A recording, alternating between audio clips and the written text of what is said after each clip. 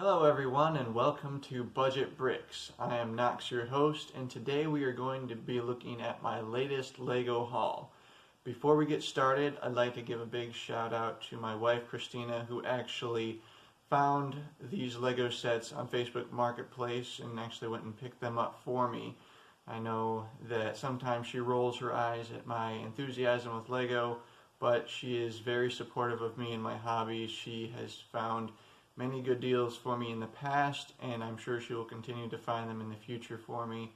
So a big thank you to her. I'd also like to give a shout out to my very first subscriber, Michael Tebow. Thank you very much for joining the channel. We look forward to having you and hope that many others continue to join us. Now, let's take a look at this haul.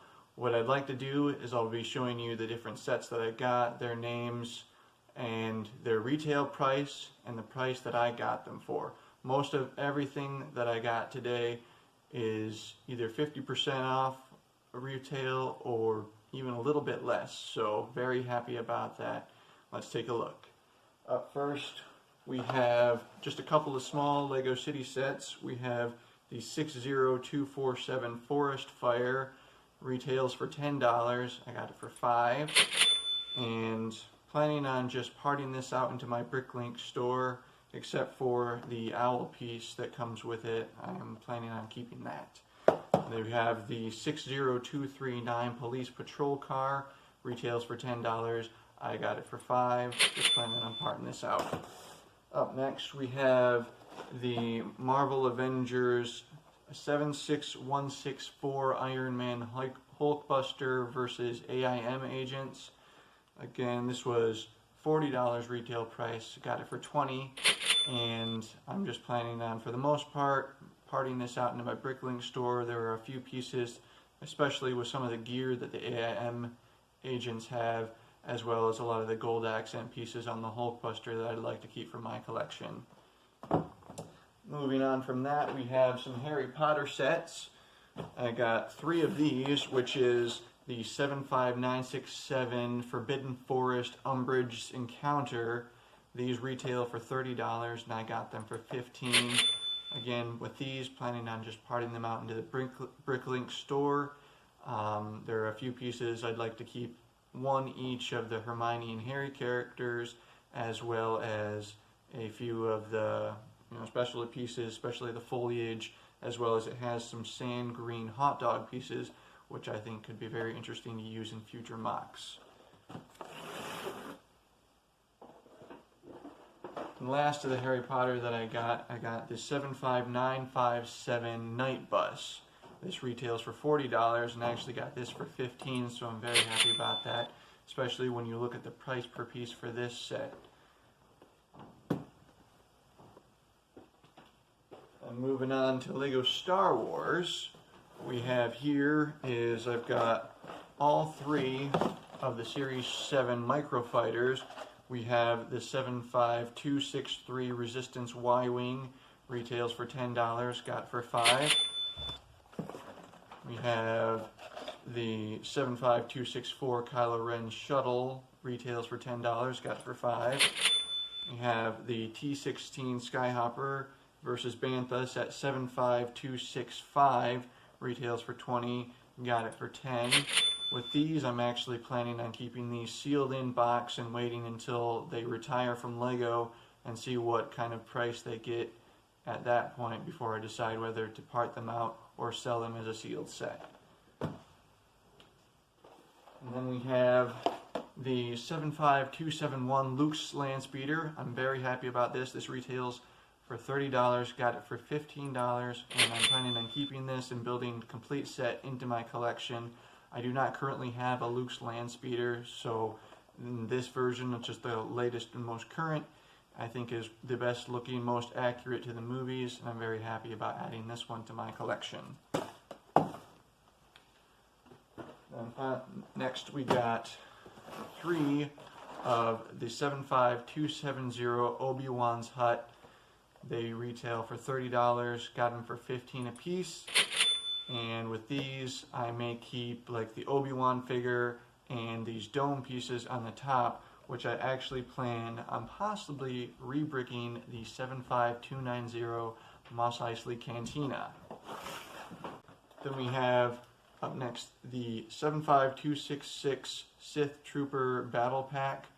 Retails for $15. I got it for $5. Planning on keeping this sealed as well and seeing what kind of price this gets after it retires. Then we have the 4+ line 75268 Snow Speeder. Retails for $20. I got it for $10. Planning on just parting this out into the Bricklink store with the exception of the Wedge Antilles minifigure, which I plan on adding to my Star Wars minifigure collection. And then last, but certainly not least, is the 75280 501st Legion Clone Troopers, or better known as the 501st Battle Pack. Very excited about this. These retail for $30. I got them for $15 a piece, which is a great price considering that right now they're completely out of stock anywhere you look online, and I've seen them going for $40 on eBay. So yes, I have a future video in mind for what I intend to do with these and how many more I may plan to get, so keep an eye out for that. So as you can see, I've had the running total here of what I've spent on these sets comes out to $230. These sets normally retail for a total of $475, so it's a great bargain there. You can't pass up over 50% off of brand new sealed in-box Lego sets. Again, and what's even more exciting is with all of these sets combined, there's over 4,000 pieces. Their part out value alone is $858. Now, again, I am not planning on parting everything into my Bricklink store, but you know, obviously keeping some of the sets and keeping specific pieces from certain sets as well. But that's still almost 4 times what I invested into these, and I usually try to shoot for about 3 times the value for what I'm actually investing in them, to be able to take out what I want to keep for my own collection and then sell the rest and still be able to make a profit. That's my general rule of thumb when it comes to buying new Lego sets, when it comes to their price that I buy them for versus their part out value on Bricklink. And that's actually something I wanted to talk to you about. I just recently uploaded a video on the definition of Lego terms that I use, and I realized that in this video I've used 2 terms that I did not include in that video, and that is part out and rebrick.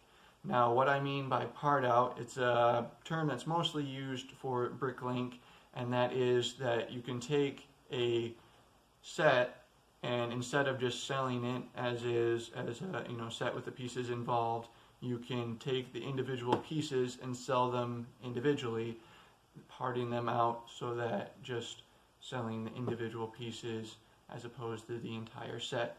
And what I mean by rebrick is taking the inventory for a given set and finding those pieces, whether it's in my own personal collection or finding them on Bricklink and buying them to basically put all those pieces, complete the inventory for a set, and build it without actually using pieces that originally came from that set, which I like to do because I can often do that for much cheaper, much less expensive than what you would buying them just as a complete set on their own. Now, that's going to do it for this video, guys. Thank you so much for watching, and remember, for Lego on a budget, think Budget Bricks. God bless.